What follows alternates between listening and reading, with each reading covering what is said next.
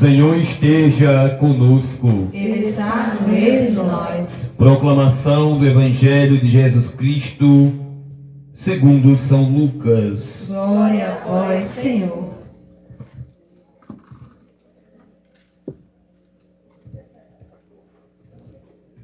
Naquele tempo, enquanto Jesus falava, um fariseu convidou-o para jantar com ele. Jesus entrou e pôs-se à mesa. O fariseu ficou admirado ao ver que Jesus não tivesse lavado as mãos antes da refeição. O Senhor disse ao fariseu: vós, fariseus, limpais o copo e o prato por fora, mas o vosso interior está cheio de roubos e maldades. Insensatos, aquele que fez o exterior não fez também o interior? Antes, da esmola do que vós possuís, e tudo ficará puro para vós. Palavra da salvação, glória a vós, Senhor. Aplaudamos a santa palavra de Deus. Podemos sentar por um breve momento.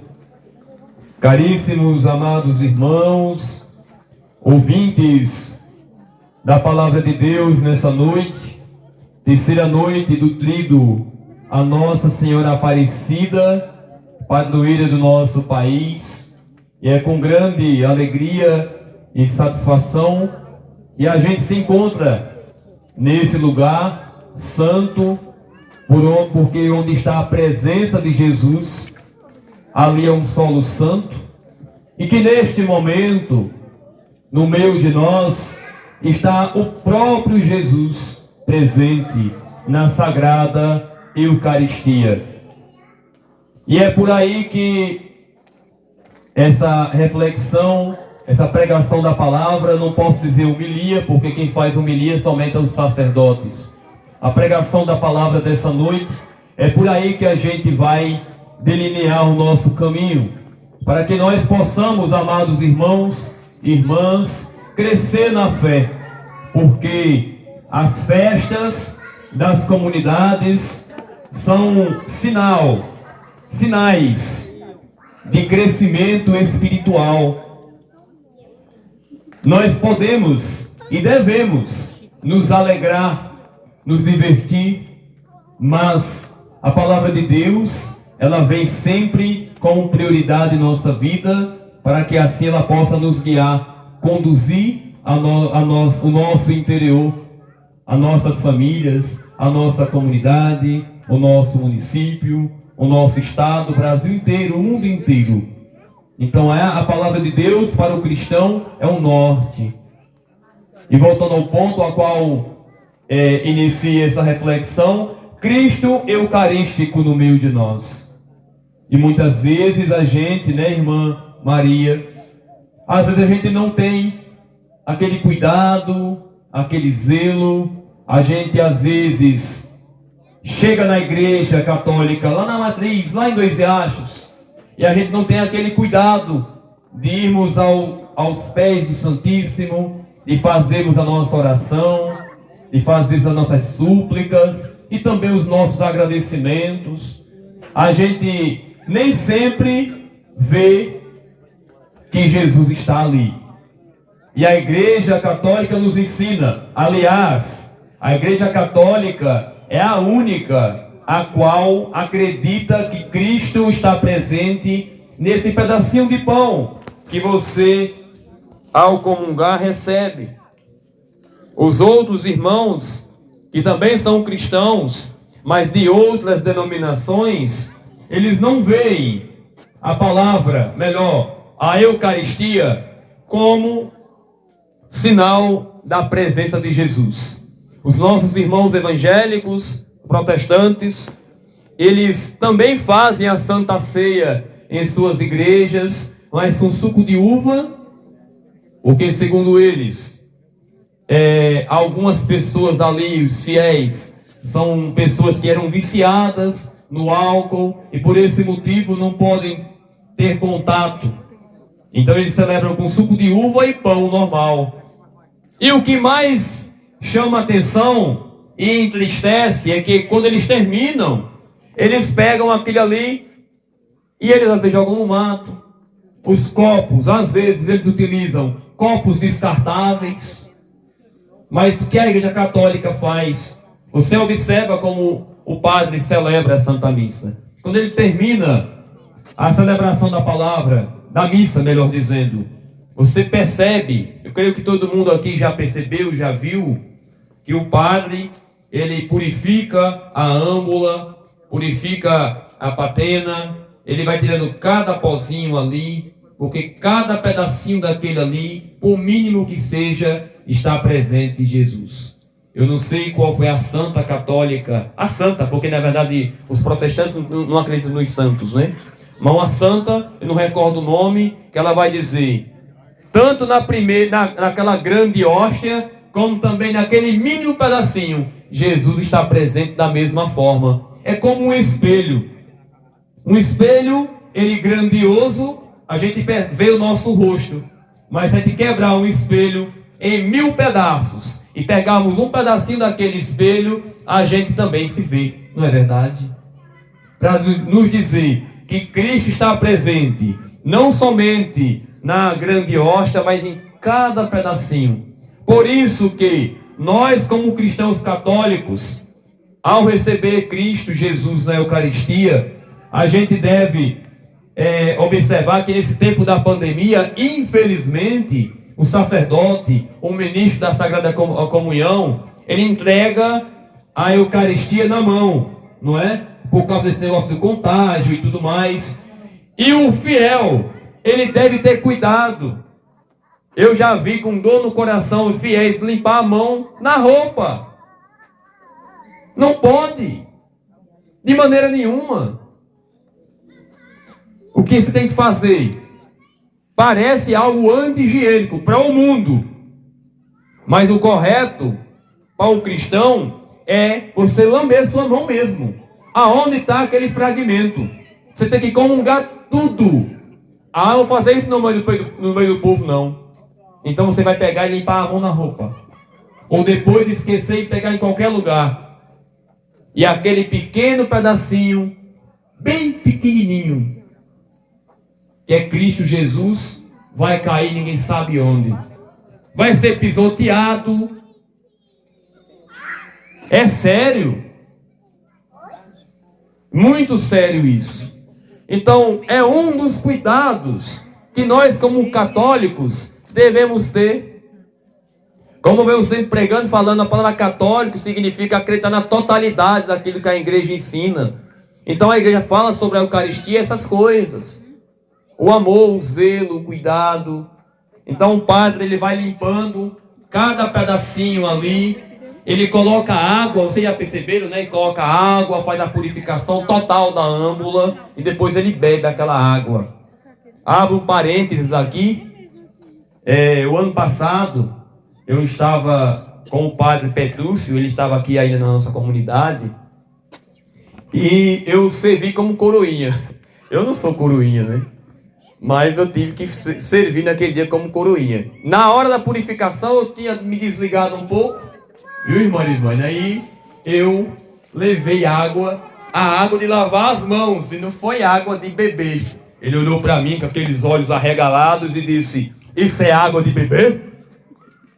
Aí eu me espantei, né? Eu disse: "Eita, que erro cometi." Eu voltei e peguei a água certa para ele fazer a purificação. Um erro, né? Que a gente comete e quem não erra, né? Nós erramos muito. Então, o padre faz, e depois que ele recolhe na igreja, na matriz, ou em qualquer capela ou igreja que tem o sacrário, a reserva eucarística, ela retorna para o altar, melhor, para o sacrário, para ser adorado. A igreja católica, ela adora Jesus na Eucaristia. O dia de Corpus Christi, que é um feriado nacional, por exemplo, é o dia que a igreja católica proclama: nós somos católicos, nós adoramos Jesus na Eucaristia. Aqui não tem um pedaço de pão, aqui está o próprio Jesus real. E se você não tem esse cuidado e esse zelo, está faltando muito o que você aprender na sua fé. Como eu dizia agora há pouco, minha gente, quando dizemos católicos, nós dizemos que eu estou acreditando em tudo aquilo que a igreja me ensina. E a gente deve prestar muita atenção. Eu vou fazer uma reflexão muito lúdica nessa sequência, que você vai entender. As pessoas, hoje, principalmente jovens, mais a população masculina, gosta muito de acompanhar futebol, né? E pergunta, você é o quê? Aí o cara diz, eu sou Flamengo, e o outro, eu sou São Paulo, eu sou não sei quem. E numa roda de amigos, às vezes eles ficam até tarde da noite discutindo e emitindo opiniões. Às vezes opiniões que viram fatos, apenas depois somente opiniões. Qual é o time melhor? Qual é o time que é o melhor time do Brasil? Aquele que vai cair para a segunda divisão? Aquele que não sei da onde? Aí a pessoa tem deles, muitos, que aderem, vestem a camisa, defendem, conhecem a história, sabe quantos anos seu time foi fundado, os jogadores, quantos títulos tem. Não é verdade? Tem pessoas que conhecem hoje o seu time de futebol e todos os escalados, os titulares, os reservas, o que o time vendeu, o time comprou, o que vai comprar, por quanto comprou, sabe de tudo. E a gente às vezes até louva o quanto que a pessoa se dedica tanto. Não perde um programa de televisão, assiste tudo, é fiel. Toda camisa compra, todo modelo. Então agora o São Paulo mudou, agora o patrocinador é a LG. Aí já compra outra camisa com o patrocínio da LG, porque vai mostrar que tem uma nova camisa do São Paulo. Ou do Flamengo, do Corinthians, do que for. Tem pessoas que vivem isso como uma religião. Aqui nem tanto, mas se nós partirmos para São Paulo, Rio de Janeiro, Minas Gerais, aquelas pessoas, eles vivem em prol de um time de futebol. Tem uma reportagem no YouTube, por aí, da SBT, que eles tatuam no corpo os símbolos, os títulos. Eles são fanáticos. Que coisa, meus irmãos, traz esse exemplo simples para dizer que nós tatuamos o nosso corpo, nós vivemos e damos tempo suficiente para coisas do mundo, mas a gente não dá esse tempo, esse mesmo esforço para a palavra de Deus. Se eu pregar aqui 1 hora, vai dizer, ele não termina mais. Se um padre pregar 1 hora, já está falando besteira. Eu não estou dizendo que vocês estão dizendo isso não, sabe, gente? Estou falando do contexto geral, né? Não acontece isso? Geralmente no novenário a gente escuta. Eu já escutei no novenário lá em 2 Riachos. É que o padre não termina mais essa pregação. Ave Maria. E agoniado. Mas nós vamos para coisas do mundo e nós não vemos o tempo passar. Na rodinha de amigos que eu dei o exemplo, quando a gente olha para o relógio, nossa, já é meia-noite. A gente nem viu o tempo passar. Estavam tão empolgados, né? Tão entusiasmados. Nós vemos, meus amados irmãos, essa noite, rodinhas discutindo sobre a Igreja Católica, sobre aquilo que ela ensina. Nós temos esse mesmo amor, nós temos esse mesmo entusiasmo, nós amamos Jesus de fato, ou nós vivemos apenas um Jesus de conveniência? Eu acredito nisso, mas isso eu não acredito. Eu quero isso para a minha vida, mas isso aqui eu não quero para a minha vida. Ah, isso aí eu não acredito. Ah, isso aí sim eu acredito. Eu já vi um protestante dizer assim. Já ouvi que pessoas me disseram. Que ele disse assim. Meu irmão. Ler a Bíblia é como comer peixe. Você pega a melhor parte e depois descarta as espinhas. Porque o protestante muitas vezes eles fazem ataques aos católicos e eles não sabem responder. Porque eles pegam um versículo fora de contexto e diz aquele versículo. E o católico, às vezes, não conhece a palavra, fica sem saber o que fazer. Então nós, como católicos, o foco, o ápice da nossa fé está aqui. O mais importante da fé católica está aqui. Apesar de o padre não ter podido vir celebrar, mas amanhã ele está com vocês aqui, o nosso sacerdote Padre Clodoaldo. Apesar de ele não estar aqui, ele nos envia para estar aqui com Jesus Eucarístico, presença real de Jesus. Esse é o foco da nossa fé, é o ápice, é o ponto mais alto da fé. Mas infelizmente a gente nem sempre dá o devido valor. Vindo para a palavra de Deus, hoje Jesus fala, irmãos, São Paulo aos Gálatas, irmãos, é para a liberdade que Cristo nos libertou. Ficai, pois, firmes, e não vos deixeis amarrar de novo ao jugo da escravidão. Essa passagem, se fosse pregar, tirar tudo aquilo que essa palavra tem, a gente iria para o final da noite. E dava para até amanhecer o dia. Mas São Paulo está falando aqui, minha gente, amados irmãos, da questão da circuncisão. No contexto de São Paulo, o judeu, quem era judeu? O povo de Deus. Jesus era judeu. Jesus institui a Eucaristia, o cristianismo. Mas antes de Jesus iniciar essa caminhada e deixar para nós o cristianismo, ser de Cristo, Ele é o nosso Deus. Ele antes vivia uma fé judaica. E o que dizia a fé judaica? Que no oitavo dia do nascimento de uma criança, de um menino, ele era circuncidado. Você sabe o que quer dizer a palavra circuncidado? Se cortava um pedacinho do prepúcio. Sabe lá, o pênis da criança, aquele pedacinho aquele courinho que passa, corta aquele pedacinho. Isso era a circuncisão. Foi um sinal que Abraão pediu, Deus pediu a Abraão, logo no começo da Sagrada Escritura, que no oitavo dia aquele sinal era o sinal do povo de Deus. Então aqui São Paulo está dizendo, porque havia uma grande discussão, quando houve essa mudança de judeus que se convertiam em cristãos, uns eram circuncidados, porque eram judeus, outros não, porque eram pagãos, viviam como pagãos.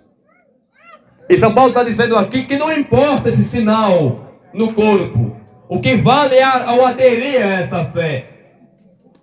E Jesus vai fechar a liturgia de hoje de forma bela. Eu não sei se a gente percebe, mas geralmente a primeira leitura e o Evangelho, os Salmos, eles dialogam entre si. É como se fossem palavras que elas são conectadas umas às outras. E veja que Jesus vai dizer para o fariseu estava preocupado, porque Jesus foi comer e não lavou as mãos. E era um outro costume, além do fariseu, que o fariseu era um grupo judaico, dentro da igreja, dos cristãos. Nós não temos hoje, como agora há pouco falei, nós católicos e os protestantes. Entre os judeus havia fariseus e saduceus. Os fariseus eram um grupo, os saduceus eram outro grupo. E os fariseus, eles acreditavam na ressurreição. Já os saduceus não acreditavam, não. Eles viviam uma outra fé. Outros costumes. Assim como nós católicos e os protestantes. Como acabei de mostrar aqui sobre a Eucaristia. O que nós acreditamos e o que eles não acreditam. Então, para o fariseu, era importante que, além de ser circuncidado, como nós vimos na primeira leitura, havia todo um rito para ir para a mesa. Até os dias de hoje, irmã Elivane e ouvintes, um judeu não leva qualquer pessoa para a sua mesa. Nós levamos, não é? Chega alguém, vamos almoçar, chega para cá. O judeu não. Eles veem a mesa como um lugar sagrado. Os escolhidos daquela família para estar ali. E há todo um rito, um cuidado, um lavar as mãos, é aquele cuidado todo direitinho. E outras coisas que em outra passagem em Mateus, São Mateus vai mostrar com mais detalhes. Tudo isso que eu estou mostrando para vocês nesse evangelho. E Jesus o que responde para o fariseu? A gente vai dizer, nossa, Jesus foi comendo lavando as mãos? Propositalmente, quem sabe? A palavra não nos está dizendo que Jesus fez isso de forma proposital. Mas quem sabe se ele não fez isso de forma proposital para ver o que o fariseu ou os fariseus iriam pensar. E eles criticaram Jesus por isso. E o que foi que Jesus respondeu? Vamos lá, abre aspas. Vós, fariseus, limpais o copo e o prato por fora, mas o vosso interior está cheio de roubos e maldades. Está na sua liturgia, está em qualquer liturgia, é a palavra de Deus. Está ou não está assim escrito? Está dessa forma. Então, o que Jesus quis dizer, amados irmãos? Que os fariseus se preocupavam com o exterior. O que é o exterior? A nossa aparência. Mas o interior está cheio de roubos e maldades. Jesus vai dizer em Mateus, outra passagem que se conecta a esta, ele vai dizer, hipócritas, sepulcros caiados. O que é um sepulcro caiado? Ele é branco e bonito por fora, e o que tem dentro do sepulcro? Ossos ressequidos, podridão. É a palavra de Deus que também fala isso em Mateus. Mas Jesus vai dizer, limpais o copo e o prato, mas o vosso interior está cheio de roubo e maldade. Ou seja, o que nos afasta de Deus não é o que nós mostramos. Porque às vezes nós estamos participando de grupos e movimentos da igreja. Às vezes nós somos devotos de Nossa Senhora Aparecida, compramos camisa, vestimos, fazemos uma série de coisas, novenas, temos em casa a imagem linda de Nossa Senhora Aparecida em qualquer lugar, em nossas casas, mas o nosso interior não mudou, o nosso interior continua do mesmo jeito. Eu não mudei, eu não me converti. Porque o que quer dizer a palavra conversão? É você mudar de rota. Eu vou para cá, peraí, eu não quero ir mais para cá, eu quero agora ir para cá. E vou voltar totalmente. Isso é conversão. Mudança de rota, mudança de vida. Então nós, quando dizemos, somos católicos, isso deve ser, minha gente, a prioridade. Eu não estou dizendo aqui que você tem que deixar as coisas do mundo. Se lhe faz mal, sim, tem que deixar. Mas as coisas do mundo, elas também são importantes para algumas coisas. O que Jesus vai dizer para a gente? Buscar em primeiro lugar o reino de Deus e sua justiça, e tudo mais será acrescentado. Primeiro é Deus. Faça uma reflexão nessa noite, no seu coração. O que é a prioridade em sua vida? Qual é a sua identidade? Você vive de fato a fé católica e tem um amor ardoroso por aquilo que Jesus te ensina? Você procura estudar a palavra de Deus? Você ouve? Você dá atenção? Eu escuto, eu boto lá o rádio e fico fazendo minhas coisas. Não está errado não, está certo. Mas não pode ficar aí, porque por mais que as mulheres tenham uma grande habilidade, as mulheres têm, os homens não têm não. As mulheres têm uma grande habilidade de fazer 2, 3 coisas ao mesmo tempo. Parabéns para as mulheres. Elas cuidam do feijão que está ali quase no ponto do sal, tem o arroz que está cozinhando, a carne está ali, ela está vendo que a carne está faltando um pouquinho de água, ela comanda 3 panelas. Um homem não comanda uma. Eu não comando uma, que eu queimei uma vez. Saí de casa, saiu de casa e disse, olha, daqui a 10 minutos desligo aquele fogo. Fogo do feijão. Isso está certo, tá? Quem disse que eu me lembrei? Nesse dia foi um livramento de Deus, porque a panela secou. e o pito estourou. Aquele de plástico, e voou. E quando chegou, estava lá a panela preta. Depois, foi ele que apagou o fogo, não sei, mas foi ele que apagou o fogo. Ele viu que estava tudo lá, secou, queimou tudo. Eu esqueci. Veja, um homem não é capaz de cuidar de uma panela.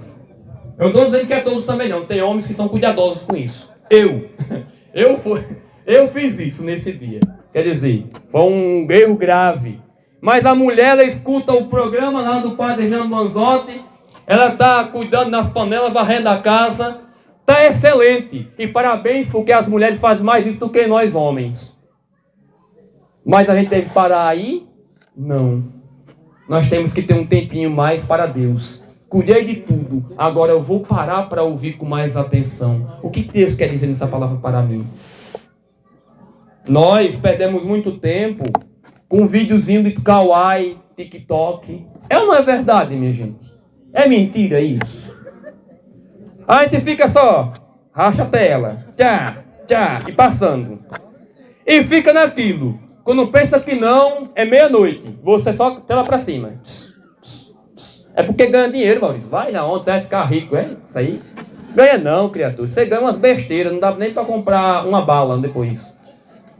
Assistindo o vídeo, TikTok. Aí assim, outros ainda, infelizmente, pegam aquilo como verdade. Isso é o mais grave dessas plataformas. Acreditam nisso. Ai, meu telefone só chegou isso. Olha, meu, você sabia que a internet conhece mais você do que você mesmo? Se você coloca lá São Paulo, o time de São Paulo é São Paulino, né? Bota lá São Paulo e vai só assistindo vídeo de São Paulo. Quando você pegar a próxima vez o telefone no TikTok, vai aparecer um monte de coisa sobre São Paulo. Porque o algoritmo, ele vai detectar que você gosta daquilo. E o que o Kawaii, TikTok e o escambau quer? Que você fique ali perdendo tempo mesmo. Ele ganha dinheiro com isso. As plataformas, quanto mais tempo você fica ali conectado, mais ela está ganhando. Realmente quem ganha dinheiro são eles. Nós não. Você passa uma hora assistindo o vídeo, 15 centavos. Aquelas moedinhas. Ó, já ganhei 15 centavos. Ô, meu filho, pelo amor de Deus. Você vai ganhar muito mais tempo lendo a palavra de Deus. Não é? Aí o que acontece? Qualquer assunto, gente, qualquer assunto que você colocar ali no TikTok, Kawaii, o escambau aí, no próximo, você vai encontrar sempre o mesmo assunto. E a gente pega, olha, tá vendo que fulano disse? Tá vendo aí? Olha o que Beltrano falou. Sobre qualquer assunto. E a gente é lavado cerebralmente. Acontece uma lavagem cerebral. A gente fica ali. Porque tem uma máxima que diz assim: conte 1000 vezes uma mentira e a torna-se verdade. Portanto, insistir naquilo. Todo dia. Você não é que é verdade mesmo isso aí? Nós acabamos... Olha, sabe por que eu digo isso? Porque há quanto tempo a gente vem ouvindo que a família é assim mesmo? Não é verdade? Não, o tempo mudou. Agora é assim mesmo. Olha o que nós estamos vivendo. Tem muito católico que acredita que a família é isso que a gente está vivendo mesmo. Tem uma irmã nossa de caminhada, que ela toma conta de crianças em nossa comunidade. Tá? E ela disse que teve um contato com algumas crianças com aquelas bandeirinhas LGBT. Aí o que foi que aconteceu? Ela conversou com os pais. Sabe o que foi que o pai e a mãe disse? Ou foi só a mãe, foi só o pai, não sei. Os pais. Se preocupe com isso não, mulher. O mundo é assim mesmo. A gente tem que respeitar. Sim, criatura, você tem que respeitar. Respeite, mas não aceite. Eu respeito. Nós devemos respeitar a opinião de todo mundo. Agora eu aceito. Se alguém disser, tu tá com fodor de bosta, tá cagado, você vai acreditar? Eu não tô. Você é um filho, não sei da onde. Você é? Não, então para que se preocupar? Quantas mortes, brigas acontecem por causa de uma emissão acalorada, odiosa de uma pessoa. E você toma aquilo como se você se doeu. Apelido. Por que apelido pega? Porque a pessoa se dói. Porque quem apelida, qual é o objetivo? Fazer com que a pessoa fique fora de si. Para rir. Ó, ficou doidinho. Ficou maluquinho. Olha como ele tá. Não tá segurando. Quando dizer, pescocinho, o cabra. Eu vou lhe pegar, cabra. Aquela coisa. A gente vê aquelas piadinhas, né? Do Moção. Ele liga e vai contando uma história. Todo mundo conhece o Moção, né? E vai, depois ele diz o apelido. A pessoa fica doida, diz um monte de palavrão. Por que a pessoa chegou àquele ponto de ficar famosa por causa do apelido? Porque ele deu valor. Ele deu crédito. Você é filho não sei de onde é? É não, pô, minha mãe é fulana. Que eu saiba, minha mãe nunca fez isso não. Quebra o mal com o bem. Esses dias eu tive essa experiência. As minhas pregações, elas são gravadas, como vocês sabem, eu coloco elas na internet. Tem um canal do YouTube, a gente sempre grava e coloca lá. Até porque se alguém contestar, a gente diz, olha, tá aqui. É isso aqui da palavra de Deus, é isso aqui, é isso aqui, é isso aqui. Pode pegar todas que foram gravadas e escute. Não tem padre nem bispo que vai dizer, não, isso aqui você tem errado. Quem sabe o tom da voz e como que foi dito foi muito enérgico, muito duro. Mas é a palavra de Deus. E alguém, não sei de onde, não sei, eu creio que foi da cidade. Não sei também. Ela criou uma conta falsa no Instagram e ela começou a me atacar. Está usando a igreja para isso, para aquilo outro, crie vergonha e não sei o que. Eu disse, minha filha, tá tudo. Aí eu expliquei para ela o que foi que eu acabei de dizer aqui. As pregações, criatura de Deus, são todas vinculadas à palavra de Deus, ao catecismo da igreja. Recentemente eu coloquei um vídeo do catecismo da igreja falando sobre aborto. Eu não vou dar em detalhes, está curioso? Entra lá, bota professor Maurício Tenório, você vai encontrar. Mostrando no catecismo da igreja o que é o aborto, o que a igreja diz. A igreja fala, vou só abrir, só dizer um pedacinho. A igreja fala que a igreja é contra o aborto desde a concepção. Ou seja, quando o óvulo da mulher no útero se encontra com o espermatozoide do homem, ali já é uma vida. Para nós católicos é isso. E não há outra coisa, viu gente? É isso. Já tem países por aí que diz, pode abortar até com 4 semanas, porque é um embrião. A igreja católica não acredita nisso não. Né? Não é isso a verdade. Mas enfim, é um dos pontos. Aí, para fechar o que eu estava dizendo, ela começou a dizer um monte de coisa, eu gravei alguns áudios explicando para ela, eu disse, olha minha irmã, Deus te abençoe, eu vou rezar por você e pela sua alma. Ela calou-se e não disse mais nada. Naquele dia. Passou uns 3 dias, aí ela contestou. Algumas pessoas daqui, elas acompanham sempre os estados que eu coloco. E sabem muito bem a minha posição, as minhas opiniões. É minha opinião, é opinião. Né? Não vou trazer aqui porque não cabe, não vale a pena. Eu não posso fazer isso aqui. Mas lá, uma rede social, pode o que você quiser, não é verdade? Não é sua? Agora se eu pego algo e vim para a Irivânia. Olha, tá vendo isso aqui, ó? Dani. Aí ela tem o direito de contestar e dizer o que ela pensa. E se eu quiser, que escute. Mas se você coloca lá, é sua opinião. Cada um tem a sua, é ou não é verdade? Eu vou dizer que o Flamengo é ruim? Deus me livre, que aqui tem mais flamenguista do que tudo na vida. Se eu dizer que o Flamengo é ruim, começar a dizer um monte de coisa, eu tenho que correr. E o povo atrás, pega ele, quem está falando do Flamengo. Né? Não é assim? Então tem coisas que a gente não vai. Né? Cada um tem sua opinião. Enfim, aí eu falei para Deus, ela abençoe, depois ela contestou, quem é esse padre aí que está falando essas coisas? Padre Paulo Ricardo. Minha gente, quem é Padre Paulo Ricardo? Um dos homens mais inteligentes que o nosso país tem. Um homem que foi ordenado por São João Paulo II. Você sabia disso?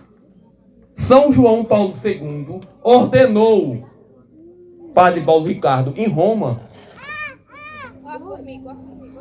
o homem foi ordenado um sacerdote por um santo.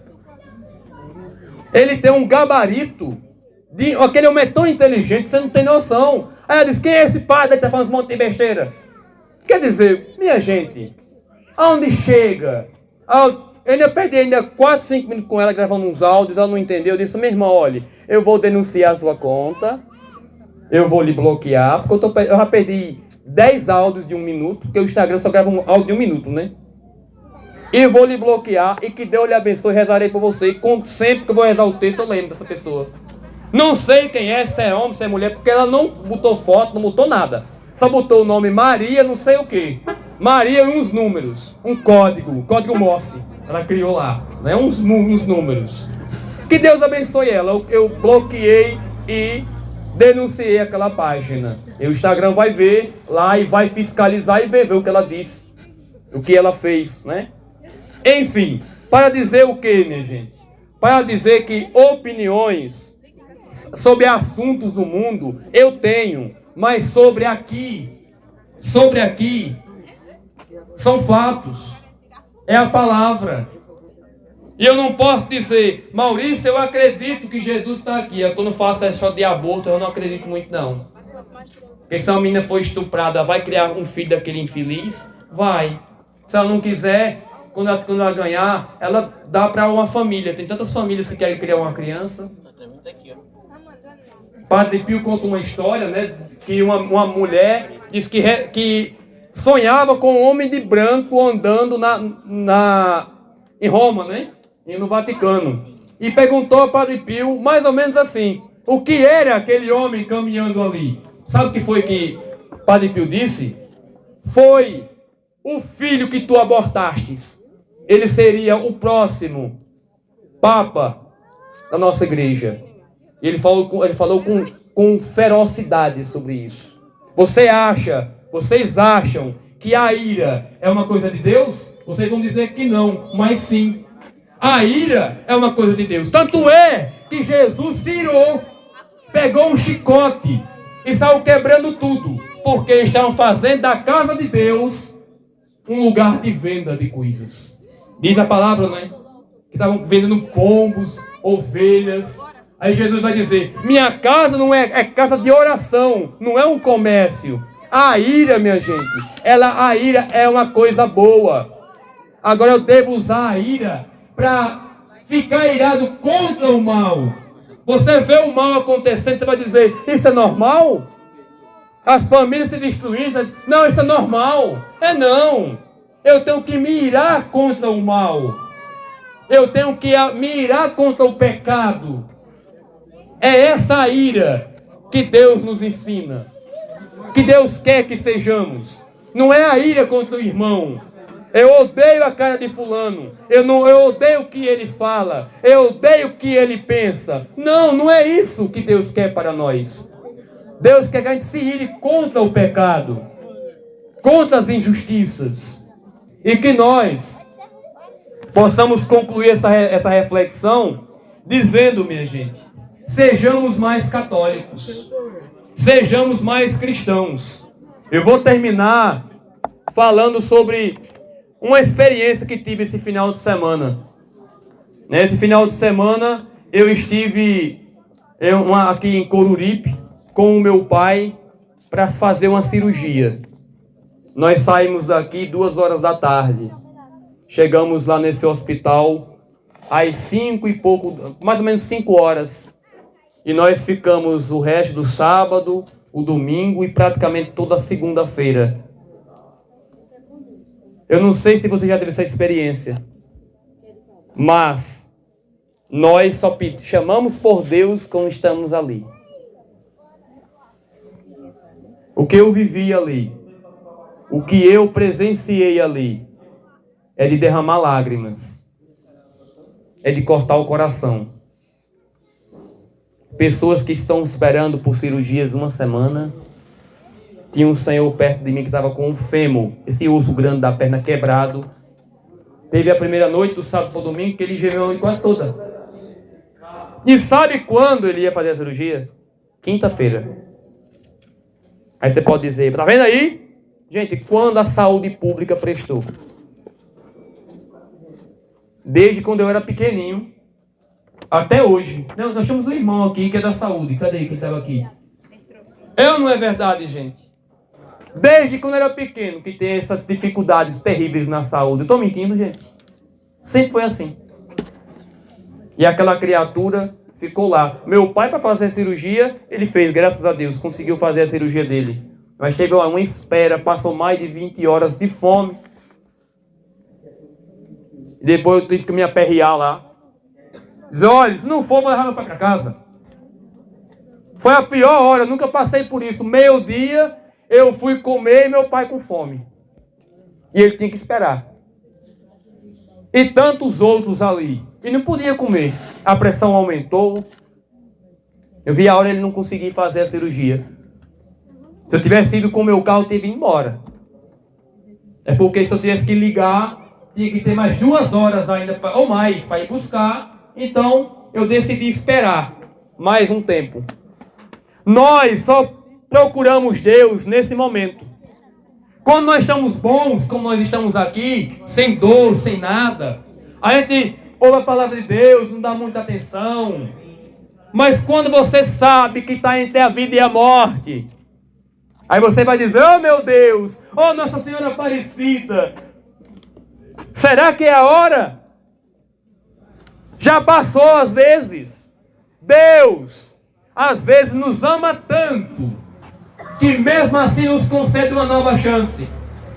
Você conhece, e eu conheço, muita gente que teve uma segunda chance na vida, não é? Uns acreditam e mudam de vida. Outros continuam fazendo a mesma coisa. Não mudam. É Deus dizendo, meu amado, eu estou te dando mais um dia, mais um momento, é uma nova vida, é uma nova oportunidade, e a pessoa não abraça. Vive o mundo, vive as barbaridades do mundo, esquece de Deus. Gente, é apenas um momento, aqui que nós estamos aqui é um momento, basta a gente abrir o nosso coração para Deus. Veja essa festa, né, irmã Maria? É o ano todo, são 4 dias apenas. Então você venha com amor para ouvir, para se encher. E não é só aqui, é em qualquer lugar, não é assim? É o novenário da nossa igreja, lá na Matriz. É lá em São Pedro, São Paulo, Macho Osório. É Nossa Senhora das Dores, no Empoeiras. É em qualquer lugar. Ame a Deus com o coração, não é com o exterior. Tem gente que bota essa é a palavra de hoje. Tem que botar um crucifixo desse tamanho, sol de Deus, uma camisa, aí diz, ó o santo, vem ali. A pessoa por dentro está podre. Fala de todo mundo, é fofoqueiro, não conhece nada da igreja, não conhece de nada. Isso aí não sabe nem os 10 mandamentos da igreja. Você pergunta, o que significa a palavra da Bíblia? Bíblia. Não, criatura. Bíblia quer dizer coleção de livros. Quantos livros tem a Bíblia? Eu sei lá. A Bíblia não é um livro só, não. Porque eu estou vendo aqui que é um livro só. Não, homem. Não. São 73 livros. O que é o Novo Testamento? Eu sei lá o que é testamento. Testamento é aquilo que o povo assina para quando morre, deixa as coisas para os outros. Não, homem de Deus. Mulher de Deus, não. Testamento o Novo Testamento é a história de Jesus para cá. O Antigo Testamento conta a história de Jesus até antes de ele ter nascido. É o depois de Jesus e o antes de Jesus. É um marco, é uma divisão. Então, tudo isso, a Igreja Católica, os 27 livros que estão aqui, eles foram, para colocar na Bíblia, foram 400 anos de muita briga. Por quê, gente? Quizá vocês não saibam, mas existe o Evangelho de São Judas Tadeu, o Evangelho de São Pedro, o Evangelho de São João, que ficou aqui, o Evangelho daquele apóstolo, de outro. Tinha um monte de escritos. E tinha bispos que diziam, não, esse Evangelho de São Pedro é muito bom, vai ter que ficar na Bíblia. Aí o outro dizia, nada disso, ali tem coisa errada, vamos colocar o de São Lucas. Mas São Lucas não era apóstolo, São Lucas não seguia Jesus, de fato não era apóstolo. Quem era São Lucas? São Lucas era médico de São Paulo, era um médico. São Mateus era apóstolo, São Marcos também não era apóstolo. Aí foi uma briga, tanto é que foi depois de 400 anos de luta. E nós temos aqui 4 evangelhos. Quais são? São Mateus, São Marcos, São Lucas e São João. Tem 3 que se chamam de sinóticos. Quais são? São Mateus, São Marcos e São Lucas. Por que chamam de sinóticos? Porque eles dialogam entre si. O de São João é diferente de todos os outros. Se você lê o Evangelho de São João, vai ter coisa lá que não tem nos outros 3. Sabia disso? É diferente. Então veja a riqueza da igreja. Todo mundo tem uma Bíblia em casa. Aí abre no Salmo 91. Ou naquele Salmo. O Senhor é meu pastor e nada me faltará. Só sabe esse versículo. Que não é nem completo. Não está nem completo. É um pedaço. Ah, tá na Bíblia. Eita, que bonito. Aí abre a Bíblia, bota um monte de flores, aquela coisa. Tem que ficar ali, a página amassada, suja. Às vezes tem até cocô de passarinho. Não é verdade? Eu já vi. A gente ia na minha casa, a gente vê. Suja lá, jogada pra lá, a Bíblia toda amassada. No tempo do inverno, aí a página tá mofada, a Bíblia mofada lá. Aí, eu sou católico. É não, filho. Se nós fôssemos católicos, fervorosos, se nós, em vez de discutir futebol e uma série de coisas, que eu não posso dizer, e tivesse discutindo Jesus, nós estaríamos muito longe. Aqui, irmã Maria, aqui tem muita gente hoje, graças a Deus, louvado seja Deus. Mas se nós fôssemos católicos, fervorosos, que nós amássemos Jesus na Eucaristia, Nossa Senhora Aparecida, São José, isso aqui lotava, isso aqui era cheio de gente aqui, ó. Tinha aqui carro de som, trio elétrico, o prefeito tinha que abrir a rua, a lista daqui bem largona para passar o trio elétrico, para vir. E aquele mar de gente aqui, porque o povo ama Nossa Senhora de fato e mostra. É assim? É não. Agora traga para aqui Bruno e Marrone. Bota aqui, Bruno e Marrone. Vai vir gente dos cafundó do Judas para aqui. Meu pai chama de bunda marrom. É o bunda marrom. Bruno e Marrone. Aí bota aqui. Aquele monte de gente. Aí o povo canta e chora. Essa música não, pelo amor de Deus, que eu lembro da minha namorada. Aí fica, aquele choro, aquela coisa. Você tem uma música cristã que faz você chorar? Que lembra da sua infância? Que lembra do momento triste que você passou? Às vezes nós não temos. Mas nós temos uma música de estimação de Bruno Marrone e de outros aí. Leonardo.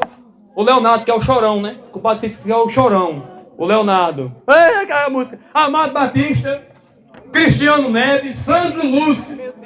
E vai, a lista vai grande. E pior é aquelas que tocam naquelas casas feias que tinha antigamente. Fada da Alziza, que era uma mulher direita. Vocês lembram desse tipo de música que tocava? Eu ouço quando era criança. Aí quando você lê, tem que quando lembra, chora.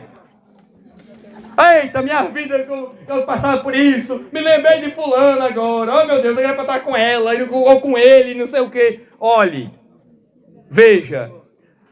Mas nós não temos uma experiência com Jesus. Eu contei tudo isso aqui, mas cabe essa reflexão. Pense na noite de hoje. Esse entusiasmo nós temos com Jesus Cristo. Ao ouvir os louvores de Deus, que daqui a pouco iremos ouvir, a gente realmente abre o coração. Ela vai dizer, pelo amor de Deus, não vai acabar não esse negócio, eu quero ir para casa, porque eu estou com fome. Mas tem coisa para vender aqui, depois você compra as coisas. Não deixa para comer em casa não, mas tem que comer aqui, né, Dona Maria? Vai ter que comprar aqui as coisas. Se ficar alguma coisa aqui, Dona Maria vai dizer depois, viu? Vai ter que vender pelo dobro, vocês vão ter que comprar. Vamos correr não. Mas olhe, é dessa forma, a gente tem que ter entusiasmo pelas coisas de Deus. Amor pelas coisas de Deus. Defender com ira as coisas de Deus. É por isso que, às vezes, as minhas pregações, como folhar no Empoeiras, as meninas aqui sabem, como foi lá no Minerador do Lúcio, como foi na Benevides. Às vezes são duras, as palavras são enérgicas, porque a gente está defendendo aquilo que a igreja ensina, que às vezes tem gente que não diz. E eu entendo, tem padres que não dizem porque tem medo de magoar as pessoas. Mas não tem que dizer a verdade? Não é? Então deixemos, gente, não de fazer as coisas para Deus agora, antes. Vamos fazer agora. Para quando a gente chegar numa situação, como eu estava dizendo, vou terminar, concluir, do hospital. Quando nós estamos lá e muitas vezes sem saída. Hora a outra passava uma cama com um monte de aparelho, aquela pessoa lá nas últimas. Não foi... Na noite de domingo chegou um homem, meia-noite, mas rapaz, agoniado e chorando, aperreado. Eu acabei de presenciar uma morte aqui. Fulano morreu. Nós estamos aqui e às vezes depois a gente escuta, fulano morreu. Não é? Foi tirado assim. E a palavra diz, depois da morte o louvor terminou. A igreja reza pelas pessoas que morrem, né? Mas é melhor a gente comer na nossa alma para Deus enquanto é tempo. Gente, tudo isso no mundo é importante, como eu disse. E concluo dizendo, o mais importante para o cristão católico é a sua alma.